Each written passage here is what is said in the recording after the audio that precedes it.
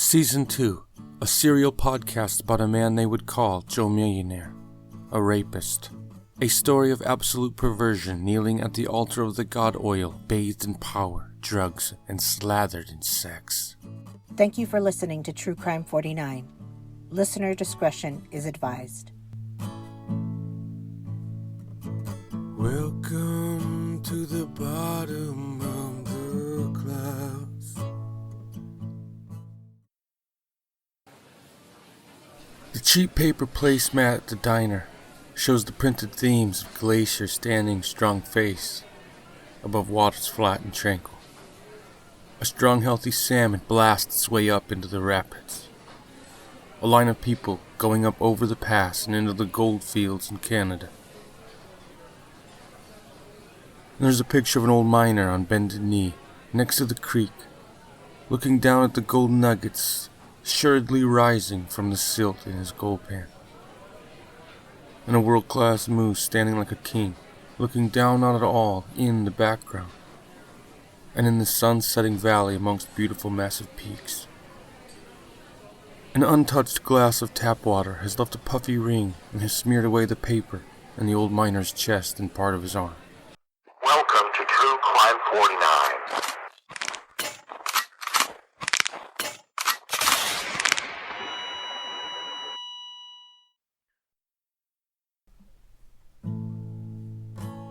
The miner with the long beard on the placemat looks to be about 68 years old. The year he would have been born was smack dab in the middle of the Klondike gold rush up into Canada. The goat trails were at a stop and go, waiting your turn between the guard ropes up on the mountain, many shaking their heads and tugging at their luggage, and the pitiful returning to Seattle. White Earp left his pistol in a tavern in Skagway and had headed hurriedly to Nome on advice from a friend. The next morning, the headlines read, "Gold in Alaska, Valdez Glacier, best trail," and the people clamored off of the ships in Valdez, only half the distance that White Earp would travel all the way to Nome. And the people rented rooms and assembled gear, and they would have toasts in the taverns, and in the morning begin the ascent up into snow blindness. All of a terrible lie. So many died in the snow trails, sweating at midday, the strong young man waving off his father's advice about the pace and his sweat dripping down his back and around his chest and in his socks most completely. Raspy, lukewarm breath around midnight. His father, a hardy man, is loading his 28-year-old son into the sled, heading back towards the glowing tavern light so many long miles away, the sun never stirring under the blankets on the sled. Eventually, when the rugged old man finally lumbered into town, he was ghastly and barely still moving, dragging the sled. He spoke of the demon, the creature the townsfolk would see often, grinning or snarling at you from between bar stools or in the mirror. But it would always be gone when you went to go look. They said it was awkward and frail, but its eyes you could not stare into, as it would build fear as sure as the fountain. The man said all through the night he would look back and the demon would be sitting on the sled, whispering down into his son's lips, and he had raged at it and hollered in the night, chasing him away. Nearly every time he looked back, the demon was there. And when they peeled back the blankets from the cold night, the son was frozen solid. His eyes were of the saddest of stone, and his expression was of confusion and frost blotching. Somewhere far away, the miner on the placemat is birthed and cries out, clammy and slick, steaming in the cold world. Before the arrival of the first Europeans, Alaska was occupied by many indigenous nations for thousands of years. In April 1899, Captain Abercrombie reached Valdez and found malnourished miners, with 70% showing signs of mental derangement. The widely accepted glacial demon had tormented and ended the lives of many. However, lives were mainly lost to the cold, scurvy, or some by accidents, like the avalanche that took an estimated 65 lives. 100,000 people would attempt to find gold in the Klondike, with 60% failing in one way or another. And now it is 1966. The Beatles get stranded at the airport in Anchorage when they had to stop to get fuel for the long stretch to Japan. And the girls had tried everything to get their attention from down in the parking lot. The dull-eyed Englishman huffs air looking down from the window, stranded these few more hours yet to endure. And somewhere a scurvy 21-year-old and his two buddies are taking turns on a 15-year-old girl that they'd laughed and pretended with. Each time she swilled at the hard liquor bottle that they were handing her. She's passed out completely and is ragged. Laying in the dark on his jail cell bunk in Juneau, the scurvy 21-year-old is up on 4 years statutory rape with alcohol on that one girl. Hands behind his head, his eyes are pointed out to the world inside his eyes are the fantasy. He's playing them over and over. Any scenario that gives him time uninterrupted, it goes to the top of the stack, becoming part of the playbook, pulled up and out at the perfectly arranged moment when you only have two choices. Keep bobbing your head yes, or protest no, and wake up much later, remembering only the first parts. After all the trial and error, there is the golden ones. The ones that make his heartbeat pulse in his chest. The one where the parents dropped him off at you, and everyone knows, but no one tells.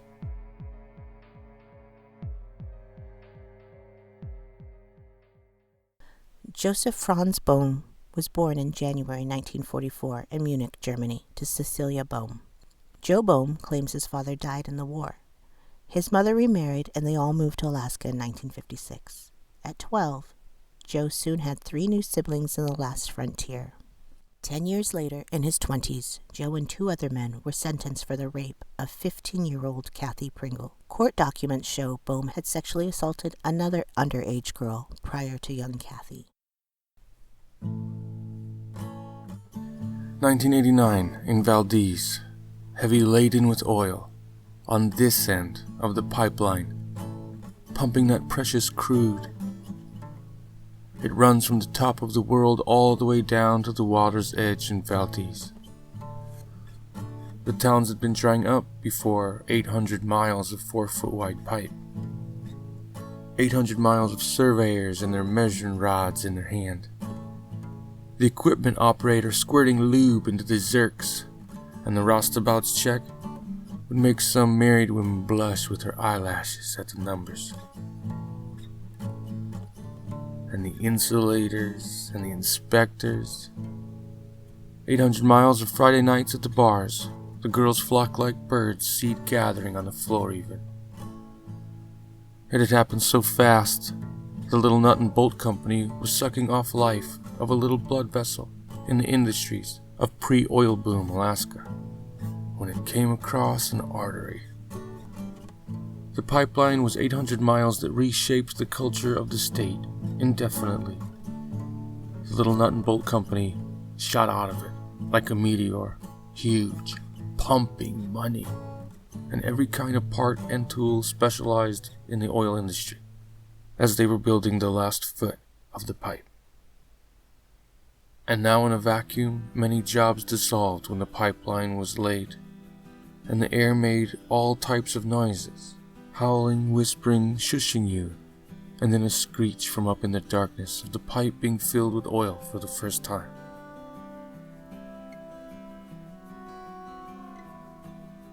The demon is standing on the rocks outside of Valdez. Out on the water, the steel hull megalith is parting both the waves and the dark night, heading out to sea. The demon is creeping out from behind the door in the stateroom of the captain on the ship. The captain is sleeping and snoring, and a bottle of vodka with the cap dried on the shelf. The demon slips his hand out from behind the door, with fingers reaching toward the bed, and snatches the string on the lamp. Just barely moments before the reef under the water ravaged its bent fist across and through the ribs of Jesus, and it gushed out, and people alternately began cursing and praying and then weeping. In 1989, the Exxon Valdez poured over 10 million gallons of oil in Prince William Sound, Alaska, destroying the active wildlife, remote islands, and wounding the fishing industry. While state and federal agencies descended, cleanup efforts soon began, and over 11,000 people were involved. $3.8 billion would be spent on the accident, with a mobile command center set in Valdez, and companies like Alaska Industrial Hardware, who employ Joe Bohm, providing goods, and Vico providing workers. The owners of these companies have become ridiculously rich, while many of the workers have long-term health effects from the harsh cleaning chemicals and the toxic crude itself. Alaska is a word from an island peoples which means the great endless land, which the ocean breaks upon from every direction. The crude is on the stones. Gasping at the water's edge is a black shiny mound. It is gasping, and its one eye can see only a stinging blur, half covered in the black sludge. It is gasping, and it is frantic, and its tears, now a rainbow, skim down into the horrible sea. The tide is creeping up almost to the nostrils of her pup, blinded, slick, and tucked part under her. The nape of his neck and his tiny shoulders, the hair all disturbed, using the splash of the infrequent waves to tug him by feel, keeping him exhausted just before the waves. When the steam blasted the stones around her, and she is caught up in a scalding fume, and is caught up in hurried arms, her one half eye scavenging the stinging blur for her precious treasure. She is spasming ever so slightly in the young woman's arms, running to the table over slippery stones. He is left half-cooked and bobbing in the horrible steam and the foam. They slid her onto the table, and the volunteer was determined. During 2006, Anchorage Police Department employed 350 officers under Chief Walt Monaghan.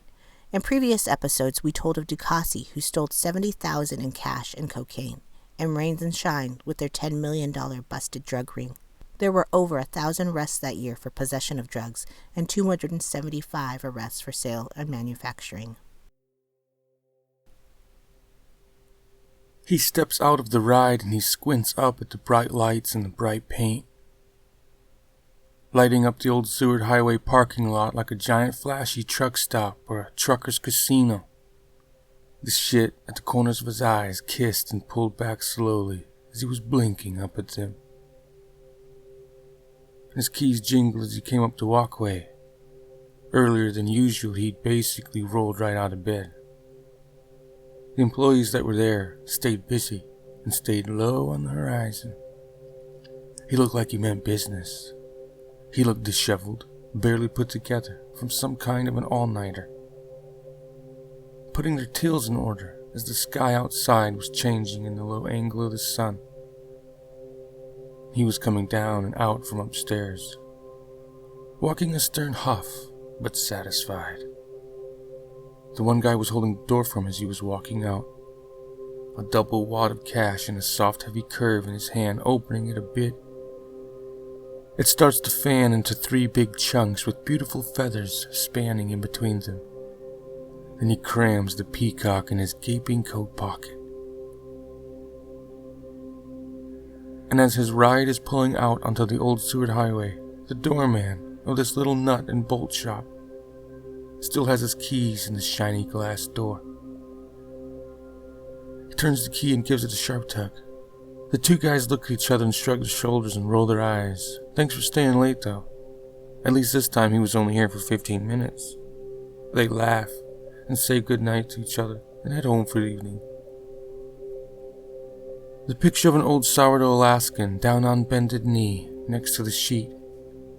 He looks to be about 59 years old. His skin is drab and he looks much like a chicken thawed and having come down from the kitchen counter on his own. Looking down at the gold nuggets, assuredly rising from the silt in his gold pan. He is part wearing only a shiny blue silk robe with 2 dragons embroidered on it. The phone is sitting on the bamboo end table next to the crack pipe in the cast of the lamp on the table. This season will cover the murders of 2 women, sex trafficking of at least 14 girls as young as 11, political corruption, crack addiction, unsolved murders, all linked to one man, Joe Millionaire.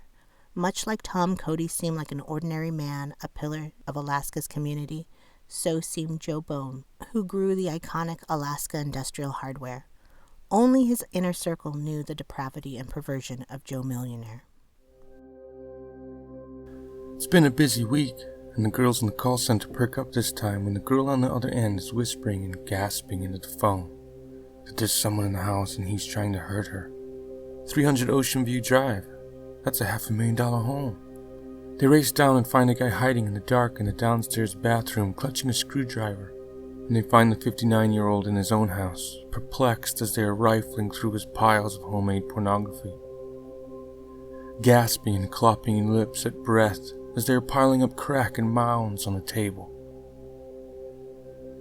Trying to comprehend how he is now forever interrupted, he begins to become enraged, and that the 5 people in the house must get out. Otherwise they will steal all my stuff, he demanded, slurring spittle of the cops. After the cold ride in the back of the cop car, and sitting in the dank hum of the fluorescent holding room for questioning, he has to take a leak. Escorted and standing in the stall, the man with the badge looks at the old chicken bird man as he's pissing. The stream is weak, a few spurts really, and he clenches up his butt cheeks as he's shaking for dribbles. The man with the badge saw only one of the photos of him and a little girl. The flash had caught shiny and freckled liver spots on the crown of his skull in the still photo. His eyes were wild and in another place. The scurvy 59-year-old stiffens his back and clears his throat in this submarine-style bathroom deep in the cop shop's walls. Each sound is so close to you, and his mouth clops from the all-nighter, and the shit in his eyes kissed as the cop watches the chicken man, sneers his lips a little like Elvis. And he says, "You know those torsos you've been finding out in the salt marsh?" He lets it sink in a minute for the man with the badge. And he's rolling it in his hands like a lollipop at the fairgrounds. Maybe I could tell you something about those.